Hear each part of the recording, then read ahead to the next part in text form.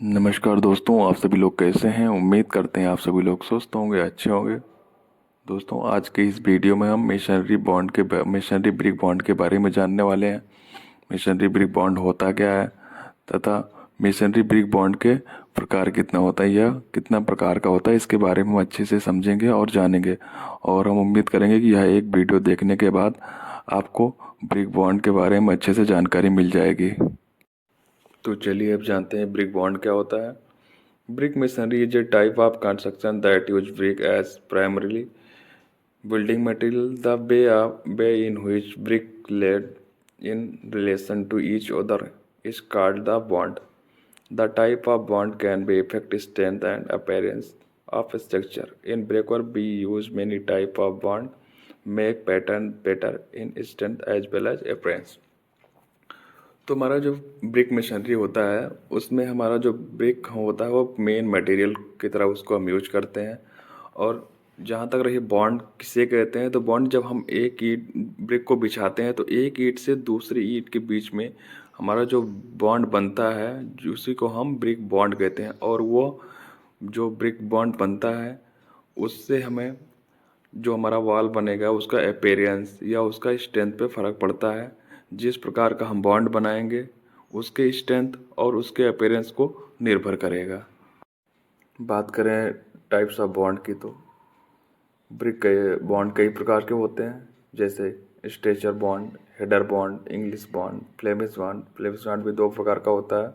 Garden wall bond ये भी दो प्रकार का होता है जिसको हम आगे समझेंगे।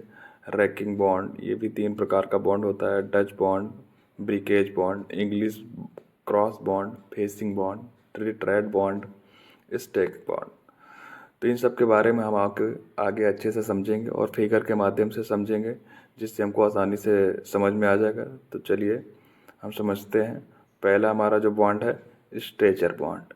स्ट्रेचर बॉन्ड किसे कहते हैं? स्ट्रेचर बॉन्ड में क्या होता है कि हमारे जितने भी हम ब्रिक्स बिछाएंगे उसको लेट करेंगे वो हमारा स्ट्रेचर में ही रहेगा। अगर हम सामने से देखेंगे तो हमारा स्ट्रेचर बाहर की तरफ दिखेगा और इसमें जॉइंट एक दूसरे को ऊपर ना आए इसके लिए क्या करेंगे हम हाफ ब्रिक बैट लगाएंगे। तो इसे हम स्ट्रेचर बॉन्ड कहते हैं। तो आगे चलिए हम फिगर से आपको समझाते हैं। तो जैसे कि आप फिगर देखकर आप आसानी से समझ सकते हैं। इसमें क्या है, जितने भी हमारे ब्रिक्स लगे हुए हैं सभी स्ट्रेचर में लगे हुए हैं और जॉइंट एक दूसरे को ऊपर ना आए इसके लिए हाफ ब्रिक बैट लगा हुआ है। Header bond. हेडर बॉन्ड में क्या होता है, इसमें जितने भी हम ब्रिक बिछाएंगे उसको हम सभी हेडर फेस में ही बिछाएंगे, जिसे आप फिगर में देखकर आप आसानी से समझ सकते हैं। और जॉइंट ना है इसके लिए हम लोग 3/4 बैट का यूज करते हैं। English bond. The definition of English bond in brickwork is when we arrange a brick in such a manner that one course having header only and above or below course having stretcher only, known as English bond. English bond में क्या होता है कि इसमें हम एक रद्दा stretcher बिछाते हैं और एक रद्दा हेडर बिछाते हैं, या फिर पहले आप स्ट्रेचर बिछा सकते हो दूसरा रद्दा हेडर कर सकते हो। और इसमें हेडर के साथ स्टार्टिंग में और एंड में हम क्वीन क्लोजर डालते हैं, जिससे क्या होता है हमारा आप फिगर देखिए, जिससे हमारा क्या होगा कि जो वर्टिकल हमारे जॉइंट्स आते हैं वो हमारे वर्टिकल जॉइंट्स नहीं आएंगे। तो इस प्रकार हमारा इंग्लिश बॉन्ड हो जाएगा। Flemish bond. The definition of Flemish bond in civil engineering, when we arrange bricks such a manner that header and stretcher are placed alternately in every course known as Flemish bond. अब figure देखिए, इसमें क्या होता है, इसमें लगता है एक हेडर हम रखते हैं, उसके बाद दूसरा स्ट्रेचर रखते हैं, फिर हेडर रखते हैं, फिर दो स्ट्रेचर रखते हैं। इस प्रकार हमारा फ्लेमिश बॉन्ड हो जाता है। और वर्टिकली जॉइंट ना आए एक दूसरे के ऊपर, इसके लिए हम क्वीन क्लोजर लगाते हैं। फ्लेमिश बॉन्ड दो प्रकार का होता है, single Flemish bond, double Flemish bond. तो चलिए इसको हम समझते हैं। Single Flemish bond. Single Flemish bond is a mix of two type of brick bond pattern named Flemish and English bond. During construction A Flemish bond goes in front of the wall and an English bond goes on the front of back. Single Flemish bond required at least 1.5 brick of thickness.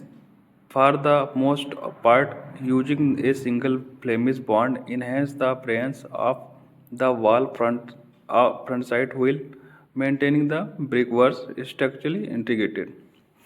जो single Flemish bond होता है इसमें दो प्रकार का bond का ये combined होता है, जिसमें फ्लेमिश बॉन्ड और इंग्लिश बॉन्ड होता है। इसमें फ्रंट जो हमारा वॉल का फ्रंट होता है उसमें फ्लेमिश बॉन्ड दिखता है होता है और जो उसका बैक साइड होता है उसमें इंग्लिश बॉन्ड होता है। ये दोनों का मिक्सचर होता है और इस प्रकार का बॉन्ड बनाने के लिए कम से कम 1.5 ब्रिक वॉल होना चाहिए। और आप फिगर को देखिए और इससे आप आसानी से समझ सकते हैं। Double Flemish bond.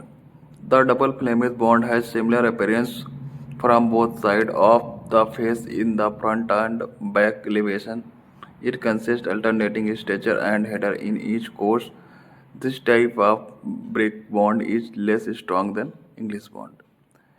इस प्रकार का हमारा जो बॉन्ड होता है इसमें ये सेम हमारा इसका जो अपीयरेंस होता है, एलिवेशन हम देखते हैं चाहे फ्रंट से देखें या फिर बैक से देखें, इसका सेम अपीयरेंस होता है। और इसको बनाने के लिए हमको क्या करना रहता है, सेम आप जैसे फिगर में आप देखिए, इसमें देखिए एक वो हमारा 1 ब्रिक वॉल है, उसमें देखिए दो स्ट्रेचर लगा हुआ है, फिर एक हेडर लगा हुआ है, 2 स्ट्रेचर एक हेडर, और वहीं दूसरी साइड में एक हेडर फिर कोइन क्लोजर फिर स्ट्रेचर। अब इसे आप देखकर समझ सकते हैं। और हमारा दूसरा जो है 1.5 ब्रिक वॉल, इसमें देखिए इसमें एक स्ट्रेचर लगा हुआ और 2 हेडर लगा हुआ है। फिर उसके बाद ये सेम सिचुएशन उसके अपोजिट हो जाता है। तो इस प्रकार हम जब देखते हैं तो हमारा दोनों साइड से एक ही जैसा दिखता है बॉन्ड। तो ये हमारा डबल फ्लेमिश बॉन्ड हुआ। Garden wall bond. Garden wall bond 2 प्रकार का होता है, English garden wall bond, Flemish garden wall bond. तो इसको हम एक एक करके समझते हैं। English garden wall. The definition of English garden wall bond is A wall having one other course after 3 or 5 stretcher course. ये हमारा इंग्लिश बॉन्ड का ही है, जैसे होता है उसी प्रकार का होता है, लेकिन इसमें क्या होता है कि हमारा जो हेडर आता है वो 3-4 कोर्स के बाद आता है। आप फिगर को देखिए, इसमें आप देख सकते हैं कि ये तो 3 कोर्स पे हमारा 3 कोर्स स्ट्रेचर हो जाएगा, उसके बाद एक हेडर आएगा, फिर 3 कोर्स स्ट्रेचर हो जाएगा, फिर उसके बाद हेडर आएगा, या फिर हमारे 5 कोर्स स्ट्रेचर के आएंगे, फिर एक हेडर हो आएगा। इस प्रकार हमारा इसको हम इंग्लिश गार्डन वॉल बोलते हैं। Flemish garden bond. The Flemish garden wall bond is the wall that contains one header to 3 or 5 structure in a brick house. इसमें क्या होता है कि हमारा 3 या 5 स्ट्रेचर लगाते हैं, उसके बाद हमारा एक हेडर लगता है। यह फ्लेमिश बॉन्ड का ही तरह होता है। इस बॉन्ड को स्कॉटिश बॉन्ड या ससेक्स बॉन्ड या मॉन्क बॉन्ड भी कहते हैं। नेक्स्ट है raking bond. This is a bond in brick which the bond bricks are laid at an angle other than 0 और 90 डिग्री। इस बॉन्ड में क्या होता है कि हम ब्रिक को 0 या 90 डिग्री के अलावा किसी भी दूसरे एंगल पर रख सकते हैं। हमारा रैकिंग बॉन्ड 3 प्रकार का होता है, diagonal bond, herring bone bond, zigzag bond. चलिए इसको हम तीनों को फिगर के माध्यम से हम आस्ते से समझते हैं। Diagonal bond. A wall with a thickness of 2 to 4 brick is best situated for this bond. In most wall, this bond is introduced in every 5th or 7th course or so for the height. The corner of the series remains in the contact with the structure in this bond. इस प्रकार को bond बनाने के लिए हमको कम से कम 2 या 4 ईंट का हमारा वॉल होना चाहिए, और इसको जब हमारा 5 से या 7 रद्दा हो जाता है तो उसके बाद हम इस प्रकार का बॉन्ड बना सकते हैं। और इसमें हमारा जो कॉर्नर रहता है, ये सभी जितने हमारे ईंट लगते हैं सभी डायगोनल लगते हैं, और जो आप बाहर से देखते हैं तो इसमें क्या है, स्ट्रक्चर की तरह दिखता है और सभी डायगोनल पर रहते हैं। Herringbone bond. This is one of the best situated brick wall bond type for the wall with minimum thickness of 4 brick or greater. Bricks are arranged at a 45-degree angle from the center in two directions in this arrangement of brickwork. Bonds of this type can be found in brick pavements. इस प्रकार का bond हमको बनाने के लिए 4 ईंट का दीवार या उससे अधिक होना चाहिए और इसमें जो हमारा वॉल होता है उसके सेंटर से 45 डिग्री पर दोनों तरफ के डायरेक्शन में हमारे ब्रिक लगाए जाते हैं, जिसे आप फिगर में देख सकते हो। और इस प्रकार का बॉन्ड पेवमेंट में ज़्यादा देखे होंगे आप लोग, देखने को मिलता है। Zigzag brick bond. इस प्रकार का जो हमारा ब्रिक होता है इसमें जितना ईंट हमारा लगता है उस पर जिगजैग की तरह लगता है और यह काफ़ी देखने में अट्रैक्टिव होता है और इस प्रकार का स्ट्रक्चर ज़्यादातर ब्यूटीफुल अपीयरेंस के लिए बनाया जाता है। Dutch bond. Dutch bond in the brick masonry is modification of the English bond. The main use of Dutch bond is increase the strength of corner wall. In the Dutch bond, alternately course header and stature are arranged, which means layer of header and one layer of stature are arranged one after another. ये same जिस प्रकार हमारा English bond होता है उसी प्रकार का होता है, लेकिन इसमें कुछ मॉडिफिकेशन किया गया है।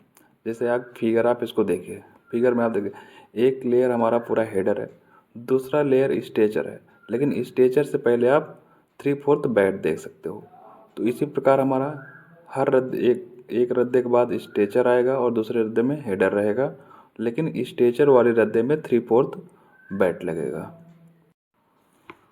Brick on edge bond. It is like English bond, but stature chords are replaced by the laying of brick on the edge and header chords are on the bed. इस प्रकार का हमारा जो बॉन्ड होता है ये एक प्रकार का इंग्लिश बॉन्ड ही होता है, लेकिन इसमें क्या होता है कि जो हमारा हेडर वाला कोर्स होता है उसको हम हेडर की जगह रोलॉक का कोर्स कर देते हैं। तो इस प्रकार हमारा ये ब्रिक ऑन एज बॉन्ड बन जाता है। English cross bond. आइए इसको फिगर के माध्यम से समझते हैं। इस बॉन्ड को एंड्रयू क्रॉस बॉन्ड भी कहते हैं और चलिए इसको समझते हैं। आप फिगर को देखिए, इसमें पहला हमारा जो लेयर है उसमें पहले स्ट्रेचर लगा हुआ है, उसके बाद हेडर लगा हुआ और यही सेम इंड में भी है, स्ट्रेचर लगा है उसके पहले हेडर है। दूसरा लेयर हमारा देखिए हेडर का है, तीसरा लेयर देखिए हमारा स्ट्रेचर का है, चौथा लेयर हमारा हेडर का। पांचवें लेयर में आप देखिए कि सेम नीचे वाला प्रोसेस क्या नाम है अप्लाई हो रहा है। जो पहला लेयर पांचवें लेयर पे हमारा जा रहा है, तो हमारा स्ट्रेचर है और हेडर है और सेम आप देखिए उसके बाद स्ट्रेचर लगा हुआ और ये इंड में स्ट्रेचर उसके पहले हेडर है। तो हमारा पांचवें लेयर पे आप देख सकते हैं कि स्ट्रेचर के बाद एक हेडर आ रहा है, स्टार्टिंग में भी और इंड में भी। Facing bond. Facing bond is a type of brick bond in which the header course comes after several stature course. In the facing bond, the distribution load is not uniform because it is not structurally good enough. आइए figure के माध्यम से समझते हैं। देखिए पहला layer हमारा क्या है, हेडर लगा हुआ है, बाकी सब स्ट्रेचर लगा हुआ और इंड पे हेडर लगा हुआ है। दूसरा हमारा स्ट्रेचर लगा हुआ है। तीसरे लेयर में हमारा पहला लेयर जो रहेगा वो रिपीट हो जाएगा और चौथे लेयर में हमारा सेकेंड लेयर जो रहेगा वो रिपीट हो जाएगा। Red trap bond. इस प्रकार का हमारा जो बॉन्ड होता है एक प्रकार का फ्लेमिश बॉन्ड ही होता है, लेकिन इसको हम जितने हमारे ब्रिक रखे होते हैं सभी वर्टिकली रखे होते हैं, इसीलिए इसको हम फ्लेमिश बॉन्ड का वर्टिकल वर्जन बोल सकते हैं। इस प्रकार का हमारा बॉन्ड में जब बनाते हैं तो बीच में हमारा स्पेस छूटा होता है जिसे हम कैविटी बोलते हैं और इस प्रकार का हमारा बॉन्ड बनाने से थर्मल की तरह वर्क करता है। इस प्रकार का हमारा जो बॉन्ड होता है इसमें बहुत ज़्यादा मजबूती नहीं होती है। स्टैक बॉन्ड, जैसे कि आप सब लोग फिगर से देख रहे हो, इसमें क्या है एक ईंट के ऊपर दूसरा ईंट ऐसा रखा हुआ जिससे लग रहा है कि एक ऊपर एक दूसरे ऊपर चट्टा लगा हुआ है। तो इस प्रकार का भी ईंट हमारा जो होता है वो इस प्रकार ब्रिक बॉन्ड हमारा जो होता है ज़्यादा मजबूत नहीं होता है। उम्मीद करते हैं आपको यह वीडियो पसंद आया होगा और आपको जानकारी मिली होगी। यदि आपको इससे कुछ भी थोड़ा बहुत जानकारी मिली हो तो वीडियो को लाइक करो, चैनल को सब्सक्राइब करो। Thank you.